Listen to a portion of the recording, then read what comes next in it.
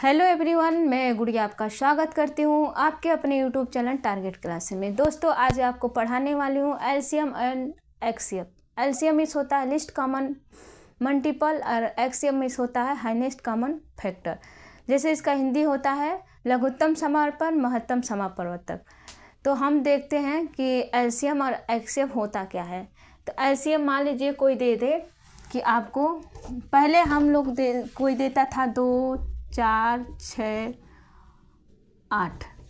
तो हम लोग कैसे लगाते थे, ऐसे करते थे, फिर 2, 1, 2, 3, 4, फिर 2 करते थे, फिर 1, 1, 3, 2, फिर 2, फिर 1, 1, 3, 1, फिर 3, 1, 1, 1, फिर 2 गुणे 2 गुणे 2 गुणे 3 ऐसे करते थे। कितने लोग होते थे गुणे 1 भी कर देते थे, फिर जो बराबर में आता था उसको लिखते थे।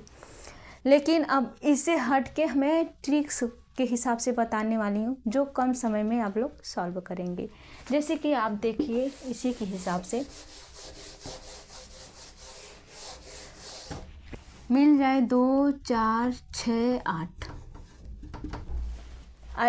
पूछ दे इसका एलसीएम क्या होगा, तो एलसीएम में ऐसी बड़ी से बड़ी संख्या देखना रहेगा जो दिए गए नंबरों से विभाजित हो जाए, पूर्ण रूप से विभाजित हो जाए। यानी ये जो दिए गए नंबर है इसका मतलब देखना बड़ी संख्या इन सभी से विभाजित हो जा रही है। तो देखिए 2 से हो जा रही है, हाँ 4 से हो जा रही है, लेकिन 6 से नहीं हो रही है।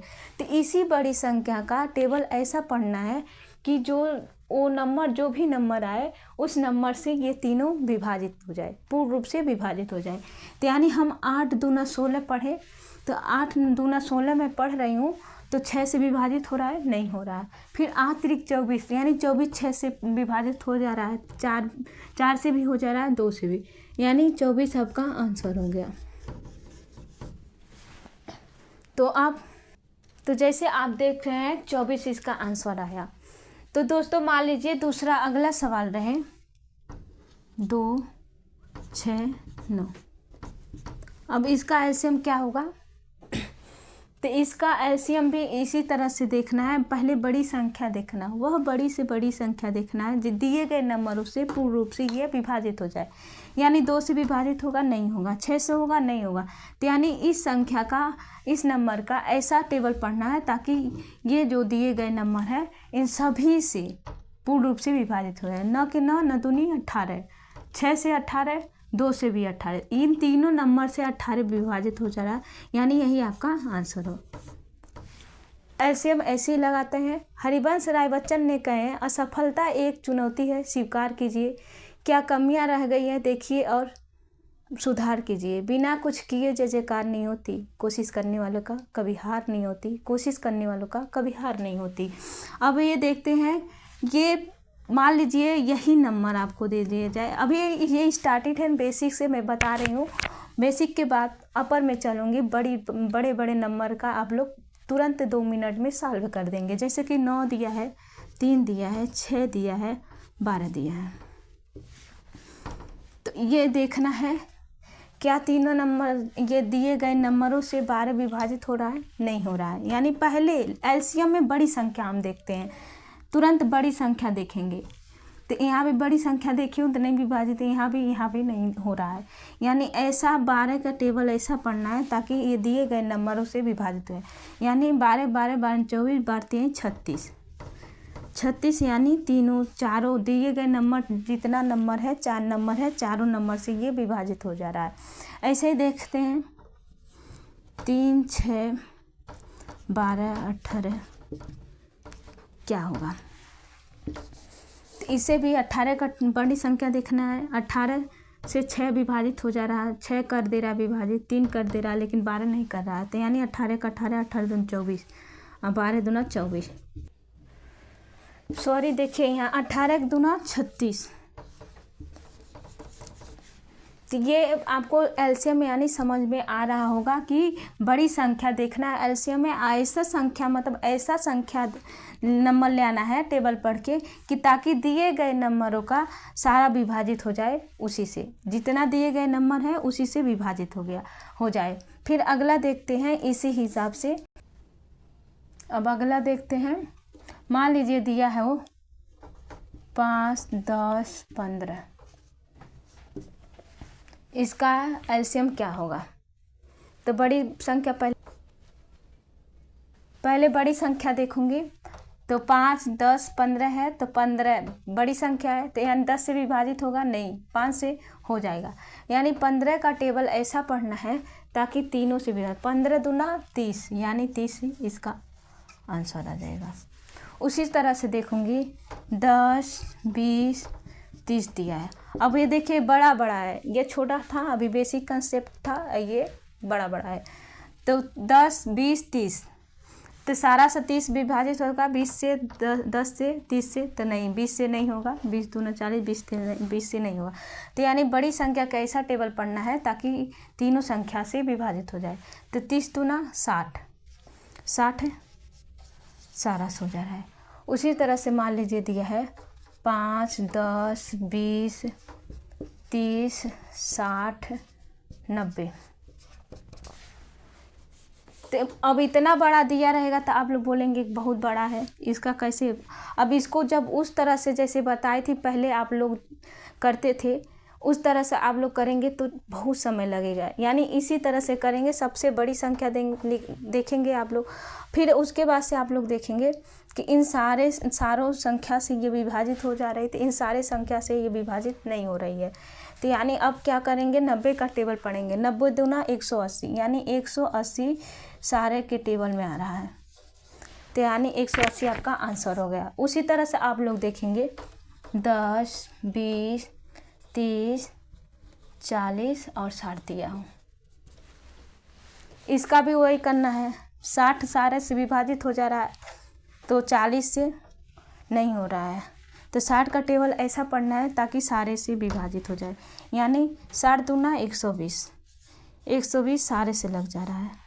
तो दोस्तों हमें उम्मीद होगा कि एलसीएम आपको समझ में आ गया होगा। एलसीएम में क्या करना है, बड़ी संख्या देखना है और सारे नंबरों से ऐसे देखना है कि सारे नंबरों से विभाजित हो जा रहा है, तो वही नंबर लिखना है। यानी एलसीएम का साफ कंसेप्ट है कि वो बड़ी से बड़ी नंबर देखना है ताकि दिए गए नंबरों से जिसमें सारे से भाग लग जाए, तो वही आपका एलसीएम होगा। अब चलती हूँ एक्ससीएफ की तरफ। एक्ससीएफ किसे कहते हैं, एक्ससीएफ कैसे निकालते हैं उसको बताती हूँ।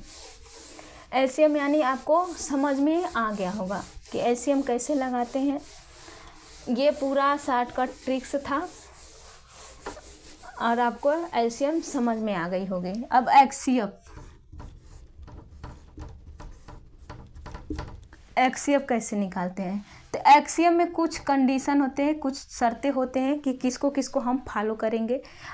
एक्ससीएफ देखते ही लग जाएगा। एक्ससीएफ में तो पहला नंबर होता है कि एक्ससीएफ कभी क्यू और पी अपान क्यू के फॉर्म में नहीं होती है। दूसरा, एक्ससीएफ कभी पी अपान क्यू के फॉर्म में नहीं होता। एक्ससीएफ कभी 0 नहीं आता। एक्ससीएफ का न्यूनतम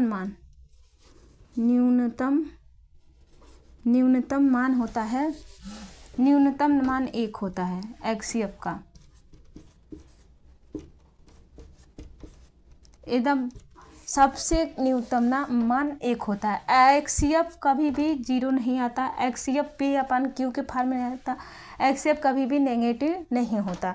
और एक्ससीएफ कभी भी जैसे 2 नंबर का अंतर 1 आए तो एक्ससीएफ उसका 1 होगा। जैसे आप देखते हैं, मान लीजिए दिया है 2, 6, 4, 8 का एक्ससीएफ, तो एक्ससीएफ में ऐसा नंबर देखना है, ऐसी छोटी नंबर देखना है ताकि सारे नंबर जो भी दिया है उसी से विभाजित हो। उसी छोटी संख्या से ये सारे दिए गए नंबर पूर्ण रूप से विभाजित हो जाए, उसी को एक्ससीएफ कहते हैं। जैसे एक्ससीएफ में देखिए 2 से 6 भी विभाजित होगा, 4 भी हो जाएगा, 8 भी, यानी 2 आपका एक्ससीएफ हो गया। एक्ससीएफ आपका 2 हो गया। फिर उसी तरह से देखती हूँ अगला वाला। तो ये देखिए कुछ मौसों का कंडीशन है, जैसे अभाज्य संख्याओं का मौसा हमेशा एक होगा, मौसा दशमलव में नहीं हो सकता। सम संख्याओं का मौसा सम होगा, किन्हीं दो संख्या के बीच का अंतर एक हो तो मौसा एक होगा। देखिए अब उसी के हिसाब से समझा रही हूँ। अभाज्य संख्याओं का मौसा एक होगा, यानी जैसे कि 2, 3, 5, 7, यानी प्राइम नंबर 7, 11। अभाज्य संख्या तो आप लोग जानते होंगे, अभाज्य संख्या वह होता है जो खुद से विभाजित हो और एक से विभाजित हो, उसी को अभाज्य संख्या कहते हैं। सबसे छोटी अभाज्य संख्या 2 होता है। तो उसी तरह से देखिए दिया है अभाज्य संख्याओं का मौसा हमेशा एक होगा, जैसे कि 2, 3, 5, 7, 11। तो इसका मौसा लगाना नहीं है, तुरंत एक लिख देना, यही आपका आंसर है।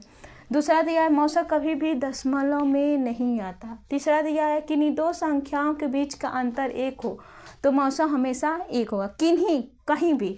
जैसे मान लीजिए दिया है 32, 13, 45, 14, 25, 19, 18, 19 और यहाँ दे दिया है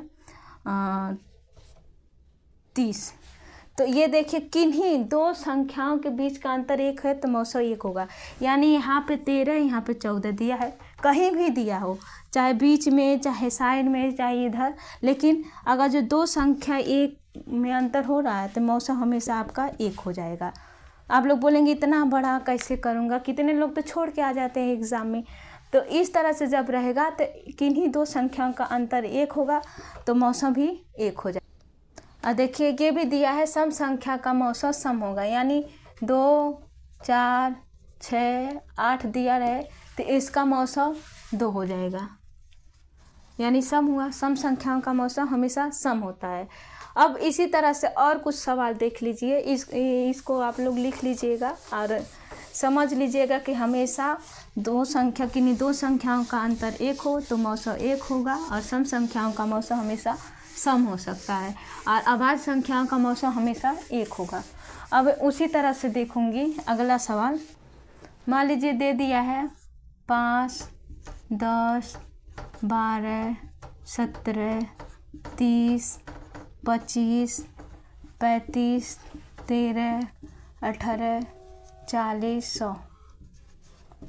बोल दे इसका एक्सएफ बताओ।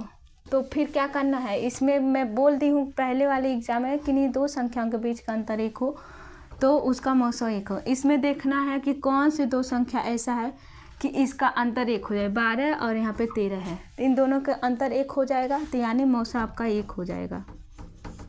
उसी तरह से मान लीजिए दिया है 5, 10, 15, 30, 60, 16, 80 और 120। इसका भी मौसा 15 और 16 का अंतर एक है तो इसका मौसा एक हो जाएगा। मौसा उस तरह से आप लोग निकालते हैं तो कितना टाइम लगता है। अब इस तरह से बिना देखे, बिना पेन उठाए आप लोग तुरंत टिक्स लगा देंगे कि हाँ इसका एक्सएफ एक हो जाएगा। उसी तरह से आप लोग देख लीजिए, मान लीजिए दिया है, मान लीजिए 3, 6, 9 और 12।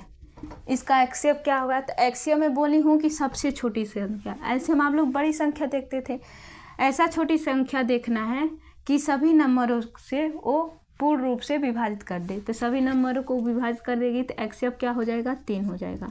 यही आपका आंसर है। फिर उसी तरह से मान लीजिए दिया है 4, 8, 16, 20, 24। तो इसका एक्सएफ क्या होगा, तो 4 हो जाएगा। यही आपका आंसर है। जब अब आपको समझ में आ गया होगा कि एक्सएफ कैसे निकालते हैं, एक्सएफ किसे कहते हैं, एक्सएफ कैसे होता है, एक्सएफ का न्यूनतम मान 1 होता है, एक्सएफ कभी 0 नहीं होता, एक्सएफ कभी नेगेटिव नहीं होता, और एक्सएफ में छोटी से छोटी नंबर देखा जाता है जिससे कि सारे दिए गए नंबर है वो पूर्ण रूप से विभाजित हो जाए। अब आगे चलती हूँ भिन्न वाला एलसीएम और एक्सएफ देखने। तो देखिए भिन्न वाला एलसीएम है, यानी एलसीएम कैसे निकाला। तो जब ऐसे भिन्न वाला आपको फ्रैक्शन वाला दे दे, फ्रैक्शन वाला एलसीएम निकालना है तो क्या देखना है, पहले अंशों का अंशों का एलसीएम और अपान हरों का एचसीएफ। जब ऐसे पूछे तो यही एलसीएम जब पूछ दे तो अंशों को क्या करना है, एलसीएम निकाल लेना है और हरों का एचसीएफ निकाल देना है।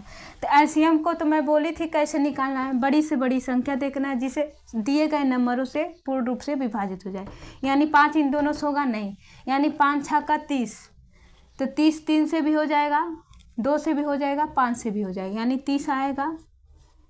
और इन सभी का मैं भी बोली थी, ये भी जब दिए गए नंबरों का अंतर 1 हो तो एचसीएफ कितना आ जाएगा 1, यानी 30/1 आपका 30 आंसर हो जाएगा। इसी तरह से दूसरा मान लीजिए, दूसरा दिया है 2/5, 3/4, 5/8, तो इसका पूछ दे एलसीएम इसका क्या होगा। तो इसका भी वही करना है कि अंशों का एलसीएम और हरों का एचसीएफ निकालना है। तो अंशों का एलसीएम कितना होगा, तो 30 हो जाएगा, हरों का एचसीएफ, तो ये अंतर 1 है 5 और 4 का, तो 1 आ जाएगा, यानी 30/1, ये आपका आंसर हो जाएगा। उसी तरह से आप देखेंगे, मान लीजिए दिया है 2/3, 4/5, 5/7, 3/4, क्या होगा, एलसीएम क्या होगा इसका।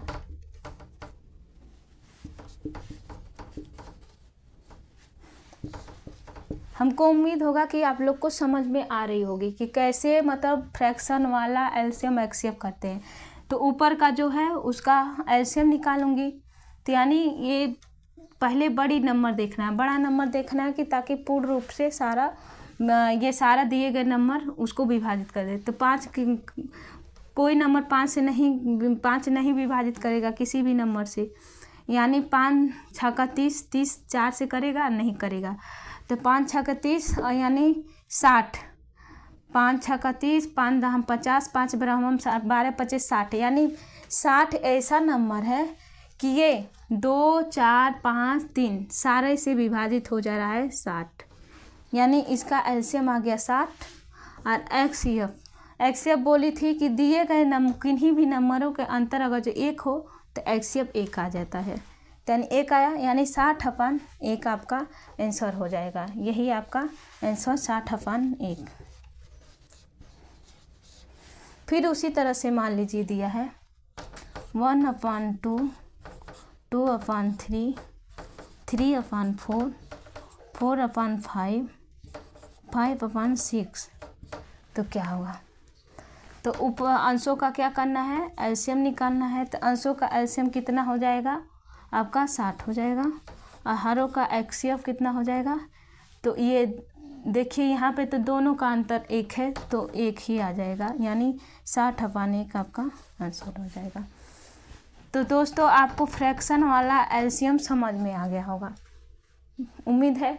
उसके बाद से आपको फ्रैक्शन वाला एचसीएफ बताऊंगी, पहले इसको देख लीजिए अच्छे तरह से क्या करना है। अगर जो एलसीएम पूछे फ्रैक्शन में तो अंशों का एलसीएम निकालेंगे, हरों का एचसीएफ। और अगले स्टेप में तो आपको मैं पढ़ाई दी हूँ कि एलसीएम और एचसीएफ कैसे निकालते हैं। तो चलिए दोस्तों देखती हूँ कि एचसीएफ कैसे निकालते हैं।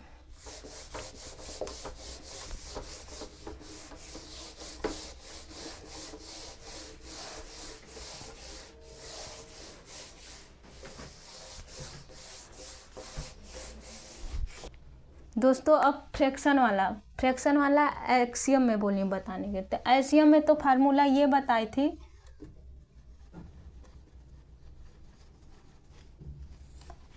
जब मैं बोली थी एलसीएम पूछेगा तो अंशों का लसो एलसीएम आप लोग निकालते थे, और हरों का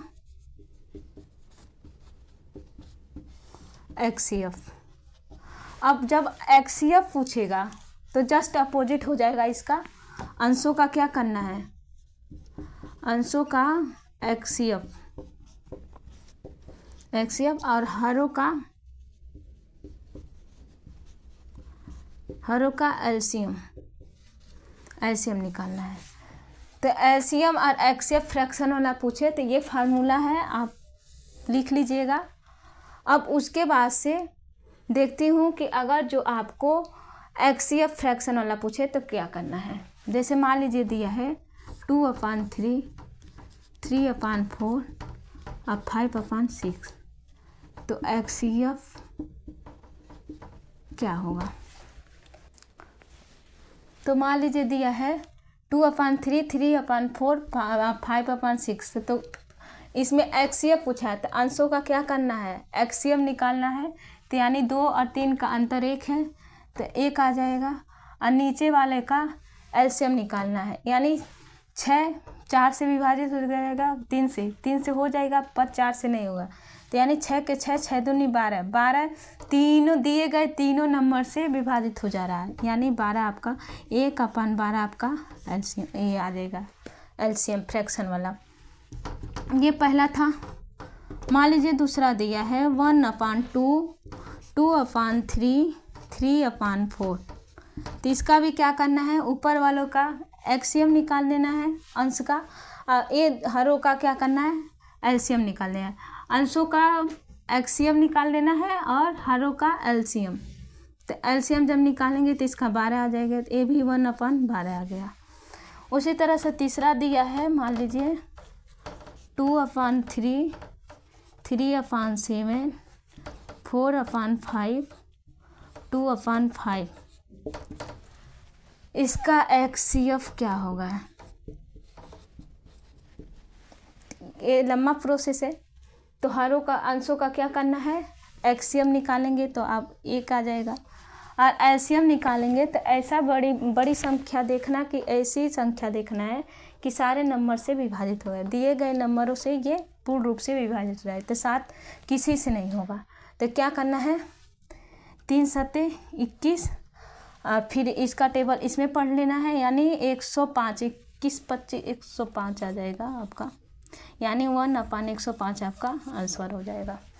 तो दोस्तों हमें उम्मीद होगा आपको एलसीएम, HCF, फ्रैक्शन वाला एलसीएम और HCF आपको समझ में आ गया होगा। अब उसी तरह से एक वर्क है आप लोगों के लिए, उसको देख के कमेंट बॉक्स में आप लोग रिप्लाई ज़रूर दीजिएगा कि ये वर्क क्या है और इसका आंसर कितना आएगा। जैसे कि आप देख सकते, तो जैसे देखते हैं अभाज्य संख्या, ये अभाज्य संख्या है, इन सब का एलसीएम क्या होगा। तो ऐसे डायरेक्ट पढ़ सकते हैं, 3 दूना 6, 6 5 30 और 30 7 210, ये आपका आंसर हो जाएगा।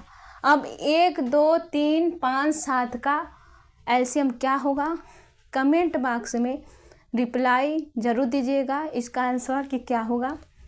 अब मिलती हूँ अगले वीडियो के साथ। Best of luck.